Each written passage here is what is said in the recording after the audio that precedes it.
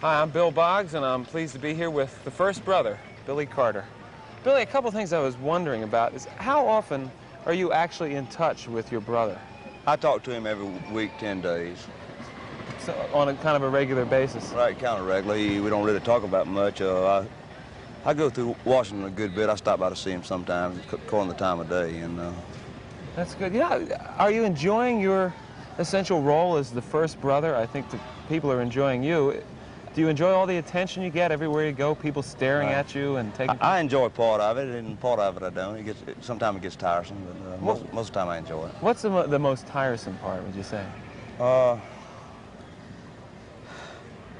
don't know. I guess the most tiresome part of it is when you go into a town and your schedule's so tight they forget to let you eat and sleep and little whatever. things Little things like yes. that, yeah. The minor things, right? Another thing I was wondering about, Billy, is how do you figure, if you go back into your history when you were a little boy and Jimmy's history when he was a little boy, how do you figure that you both turned out so completely different? Because you really are different in a lot of ways. The whole family is completely different. We were raised that way, and I'm trying to raise my family that way. We let everybody was kind of able to do what they wanted to. And basically, I'm a college dropout. I flunked out of college and went in the Marine Corps and got married when I was 18. Jimmy was a nuclear physicist, and it's different. We're just different. Totally different, right? But I think that people would underestimate you. I have the impression from what I've just observed in the time we spent today, and from what I've read about you, that you're a very well-read man. Do you read a lot? Yeah. Is that kind of under the clown-like image? Well, that's kind of, I read a lot, but I don't want folks to know it. When do you do your reading? Normally I do it between, well, now I do a lot of it on airplanes and at night, and at home, normally, believe it or not, I do most of my reading between about 1 o'clock and 4 o'clock in the morning. And what do you enjoy reading? I read about anything, really. I read biographies, histories, novels, or just anything I can get my hands on. You're really an avid reader. Right. Would you say, and this is always a tough kind of question to answer, but say within the last several months, not last week, but in the last several months, what are some of the books that Billy Carter has read that you've really enjoyed the most, if you read that much? I hate to say this, but I never know the name of a book I'm reading. I go in a bookstore, hardcover, or the library. I read the front page. If I like it, I read it. If I don't, and really, I never remember. Really? Right. So there's no one specific thing? No one specific book. I go through, most of the time I'm reading 5, 6, 7 books at a time. Really? Right. What are you working on now? I can't tell you. I mean, it's just like a pile of books there, but you can't remember the title. Right, I go from one to the other. How about some of the other things that you would do either now or you did in the past before your schedule got so tight, just to pass the time, like television? Do you have a favorite TV show? No, I hate to say that again, too. I don't watch television at all. You don't? No. Why is that? Is that a decision that you don't have the time? I don't have the time, really, and I go to bed real early. My kids watch it. I think I have 3 television sets in the house. Yeah? But I very seldom watch a show at all. The only time I ever watch one, if I run out of something to read, sometimes the late movie. And if you tire of the book, huh? Right. People frequently, when they're talking about Billy Carter and your friends in Plains, Georgia, or whatever, they refer to you as a good old boy. Now, I wonder if you could define that. That's a hard thing to define. I don't know exactly what one is. I guess the other people think of the good old boy as being the one that rides around in pickup trucks, which I do, and drinks beer instead of liquor in public, which I do, and stand around and just tell lies to each other. Let's talk about the beer for a couple of seconds. What do you think of the light beers? You know, the various beers that are coming out in the lower in calories. Do they appeal to you? No, I'll drink them when I can't get anything else, but I prefer other kinds. Right. What about the foreign beers? Some of the, the German beers and so forth. I'll drink foreign beers at some bars where they don't serve. They're too high class to serve American beer. That's the only time I'll ever drink it. So you're basically an American beer drinker. That's right. Do you start the day with a beer? No, I don't. I don't drink at all during the day when I'm working. On Saturday morning, Sunday morning when I'm off, I do start the day with a beer. I also wondered about this. Being thrust into the spotlight, right? Whether you want it or not, there you are, and I think you got a great personality, and it hasn't affected you. You seem to be very natural and enjoying it. Do you ever worry that because you are within the context of just being Billy Carter, and you are a man who drinks beer, and it's kind of part of your image, you know what I'm talking about, right? That you might be a bad example for somebody, that there might be somebody out there saying, well, gee, if Billy Carter drinks a lot of beer, I can drink a lot of beer. Do you worry about that? I don't worry about it. I still get, I get around between 200 and 300 letters a day. And about half I'm say what you just said, that I'm a bad image because I drink beer, and the other half say I'm a good image because I drink beer.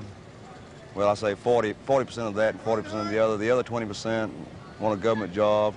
And so I figure if 40% say I'm bad and 40% good, what the hell, it makes me average. That's what I want to be. So yeah, that's right. You're just coming straight out of being Right. yourself. Well, all right. At this point, what would you say would be some of your fantasies for yourself now that you can, if you want to, use the fact that you are the nation's first brother to your advantage? Are there things that you think, gee, I'd love to be, you know, I'd like to make a movie with John Wayne, or I'd like to do this, that, or the other No, thing? I really don't. I like to travel, and I don't particularly like your town, New York. And Why? What don't you like about New York? I just don't like real big cities like New York. And I go in and out, and the main thing I like to meet people. Yeah, I can tell that. I like that. Yeah. But when you go into New York, what kind of a feeling do you get? Well, I read a lot. I read about all the crime and everything. I like New York, but it's so damn big and so rushed. I just don't like to stay in a town like that. Is The totally pace is different, just yeah. different altogether. Well, talk about something that's different altogether for a second. Your town, Plains, Right. Plains, Georgia, right?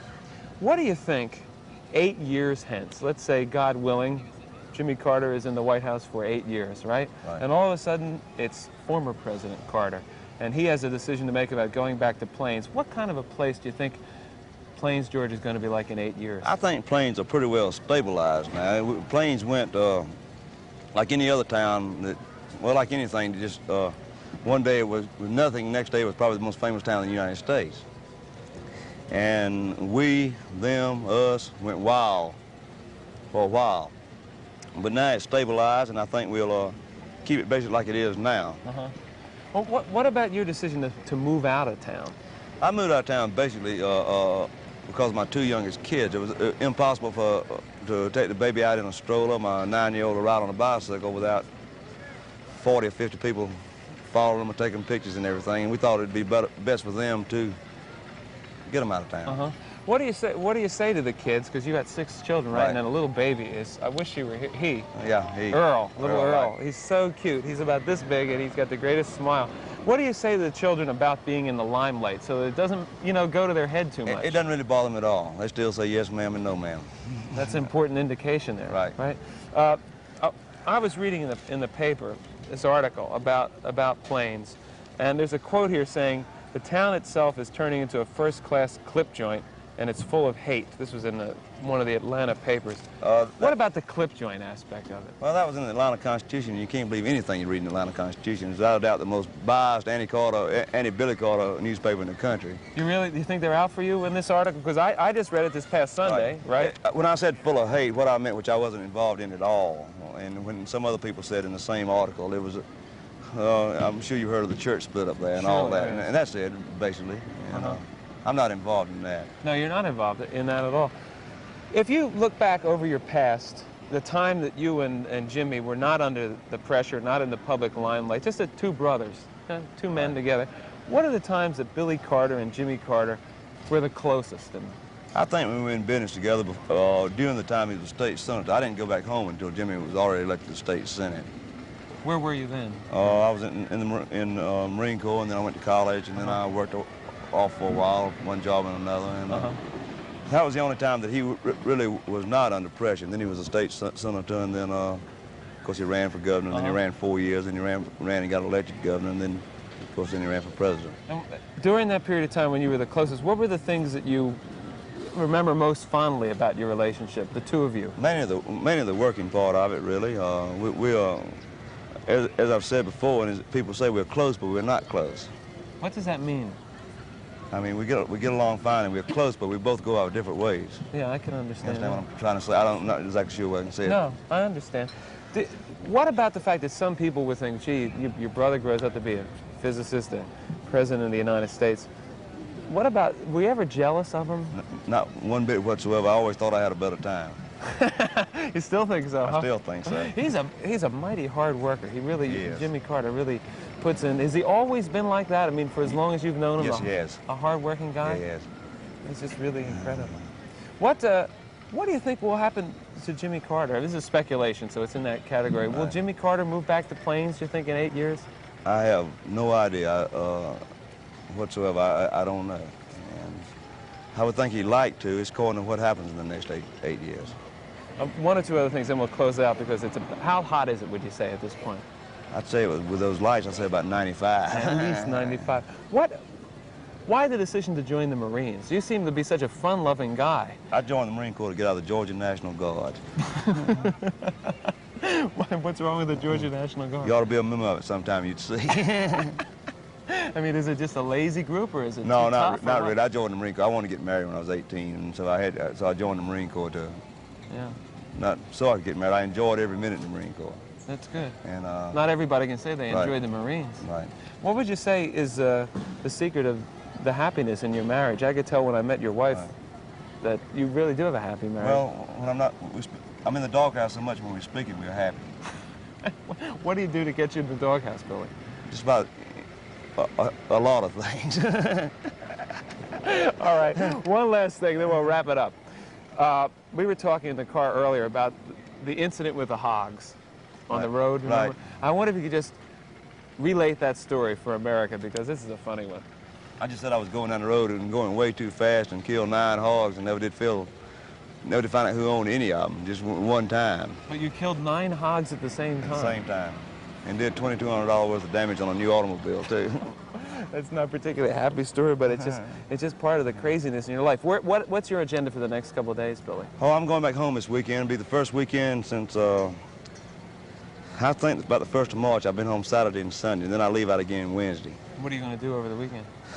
Well, tomorrow I'm going to go home. I'm going home tomorrow, and Sunday morning I'm going to get up and ride around and drink beer, and probably tomorrow afternoon ride around and drink beer. And maybe later in the day? Right, and just relax. Ride around and drink some beer. Okay, how about today's competition? Now, we can't reveal what happens when the Nashville All-Stars meet the Plains All-Stars on All-Star Anything Goes. But did you enjoy what you did today? I enjoyed it. I enjoyed everything but the weather, but I want people to know that this is too close to Atlanta to be considered part of Georgia. Okay, so from Six Flags Over Georgia, Bill Boggs and Billy Carter, we say thank you for watching, and it's been a real pleasure working with you. And Thank you very continued much. happiness Yes, to Billy sir. Carter.